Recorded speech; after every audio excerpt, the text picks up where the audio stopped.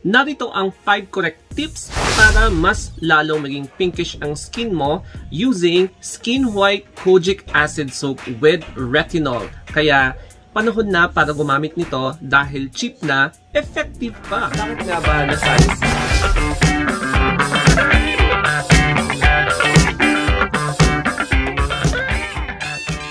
Hi everybody, my name is Anthony and in this video, we are now going to feature etong Skin White Kojic Acid plus Retinol na soap.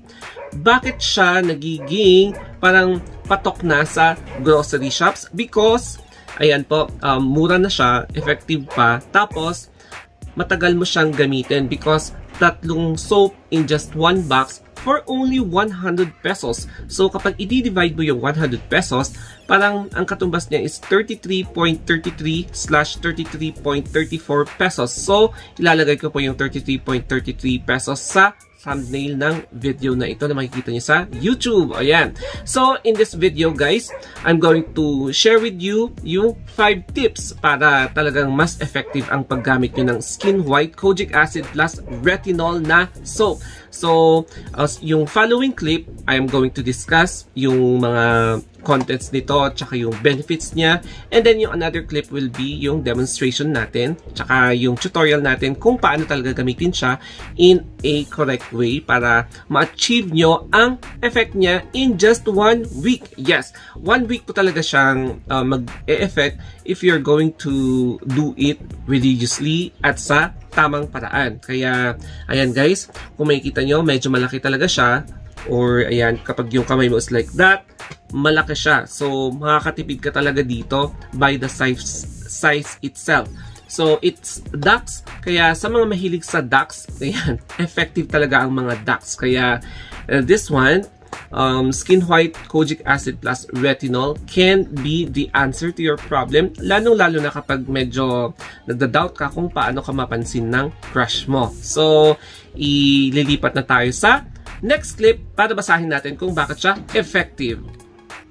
Makikita nyo dito na for face and body or even in singit. O, diba? 3 soaps for only 100 pesos. Kaya makikita nyo dito ang parang sakura na tree. So, Skin White Whitening Soap, Kojic Acid plus Retinol. Ayan o, very white and then may pinkish. Ayan guys, o. So, ayan yung symbol ng Japanese Kojic Acid Soap. So, ano nga ba ang meron dito? Kaya, kung babasahin natin dito sa may informative section niya. So, say konnichiwa to the porcelain white skin you've always dreamed of. Ayan, by Skin White. So, meron siyang Kojic Acid Soap na it helps to lighten scars, dark spots, and other skin discoloration. So imagine when combining it with retinol, you get a Kojic experience unlike any other retinol boosts whitening, further enhancing the power of Kojic acid condition to your skin to effectively absorb all the whitening actives.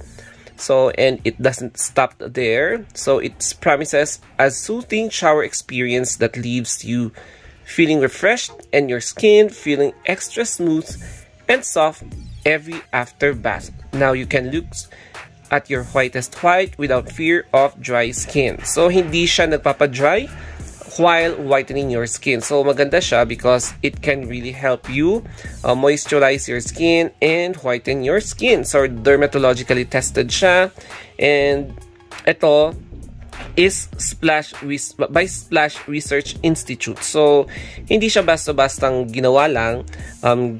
Talagang meron siyang research. So, ayan yung Splash.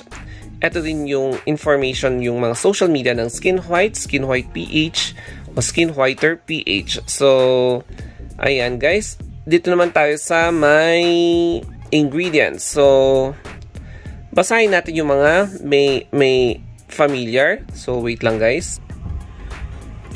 Ito na yung closer look. So, meron siyang kojic acid, salicylic acid, glycolic acid. So, sodium ascorbyl phosphate, tocopherol acetate. So, ayan, meron siyang vitamin E. Meron siyang sodium palmate, sodium palmkernelate. Ayan, tapos, ang dami niyang Ang dami niyang talagang ingredients. So, ang niacinamide din, meron siyang niacinamide and sodium gluconate. So, meron din siyang sodium ascorbate, tocopherol. Ayan, so may vitamin C, vitamin E, salicylic acid, glycolic acid. So, hindi lang siya kojic acid, meron din siya mga essential vitamins para manurish ang inyong skin. Kaya, ayan, hindi lang siya available sa Philippines, available din siya sa UAE, Kuwait, Saudi Arabia, Nigeria, Indonesia, Myanmar, Cambodia, and Malaysia. So, ayan guys.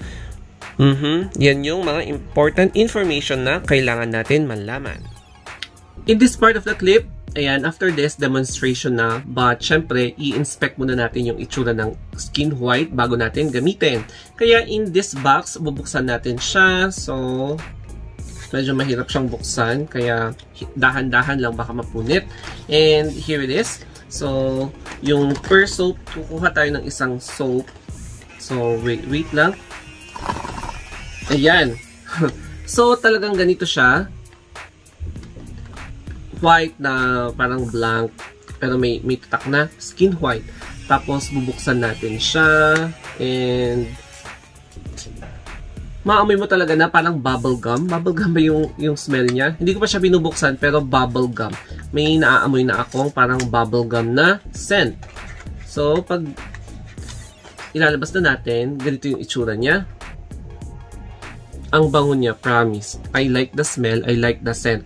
And color orange yung itsura niya. Tapos, medyo malaki talaga siya. Kaya, sulit na sulit ang 100 pesos for 3 na soaps. Kaya ang first tip para malaman nyo na talagang skin white ang ginagamit nyo, i-check nyo kung ayan, may tatak siyang ganyan. Tapos kung fully sealed siya para at least hindi kayo bumibili ng product na may damage. So that's the correct tip para makuha nyo yung talagang tamang skin white. So that's the first tip para alam nyo kung correct yung or kung legit yung skin white na nabili nyo. Pero syempre, supermarket ko siya nabili kaya imposible namang magbibenta ang skin white ng peking product sa mga supermarkets, grocery stores. So available siya sa mga leading groceries such as SM, ayan, Robinsons Supermarket. Tapos pwede din naman sa Shopee and Lazada. Yung skin white na ilalagay ko sa link below para at least alam niyo kung saan kayo bibili online. Itetest na natin ngayon itong skin white with kojic acid soap. Napakabango talaga. So, try natin na tignan kung may reaction ba right after natin gamitin.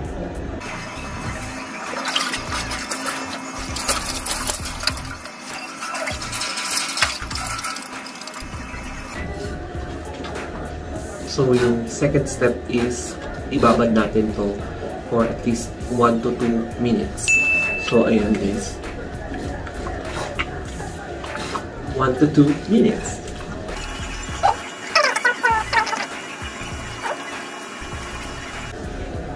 Yung third tip is to do it in circular. Tapos, i-massage nyo while you are applying the soap in your body.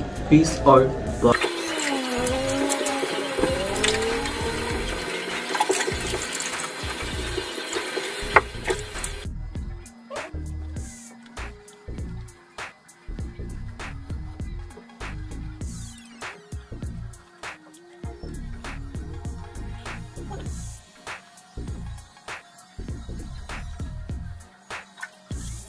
Katapos ko lang maligo, I'm just done with my bath. So, my fourth tip will be moisturizer. Since kojic acid siya, ayan, medyo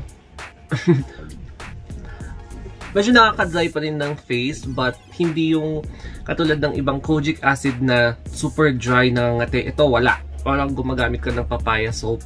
And, itong fourth tip is important to have an additional na moisturizing na substance sa face mo para hindi siya mag-dry. Kaya it's important to apply moisturizer or any cream na yung favorite choice mo. So yung mga ginagamit mong moisturizers or creams, ilagay nyo agad right after taking a bath using Kojic Acid by Skin White. So, ayan po. And yung pang fifth tip is to avoid exposing yourself from direct sunlight. Why? Ang effect kasi ng direct UVA or UVB rays from the sun is that iitim ka talaga. So, it burns your skin using the ultraviolet na radiation. Kaya, nakakaitim ng skin. And kapag nagkakaroon siya ng exposure or yung prolonged exposure sa sun's radiation, magkakaroon ng parang bad effects sa ating skin. So, mangingitim siya. So, kapag chronic exposure or sobrang tagal or sobrang, alam niyo yun, lagi ka na-expose sa araw, dun ka rin nagkakaroon ng skin cancer. So, iwasan natin magkaroon ng skin cancer. Tapos, mag-apply ka rin ng sunscreen if ever lalabas ka ng bahay. So, it's important to apply sunscreen also as well kapag lumalabas ka sa bahay to avoid getting your... And, eto nga yung mga 5 tips how to effectively or correctly use yung Skin White with Kojic Acid plus retinol plus vitamin C and vitamin E to your skin tuwing naliligo ka or washing your face on a daily basis. Kaya naman guys, pagpasensyahan nitong magulo kong hair kasi kakaligo ko lang. If you have any questions, suggestions, mag-comment down below lang kayo. And you can suggest any other product for me to review for as long as available po siya. Why not? I-review ko siya para sa inyo. And you can react, comment. Yan, mag-comment kayo kung ano yung gusto nyo. Tapos, don't forget to subscribe my 2 YouTube channels. Ayan po guys, yung dalawang YouTube channels ko, The Star of Anthony and The Star of Anthony Vlogs. You can reach me out in my Facebook page, Instagram, or Twitter, The Story of Anthony. So hanggang dito na lamang po guys. Thank you for watching and have a good day. Mwah!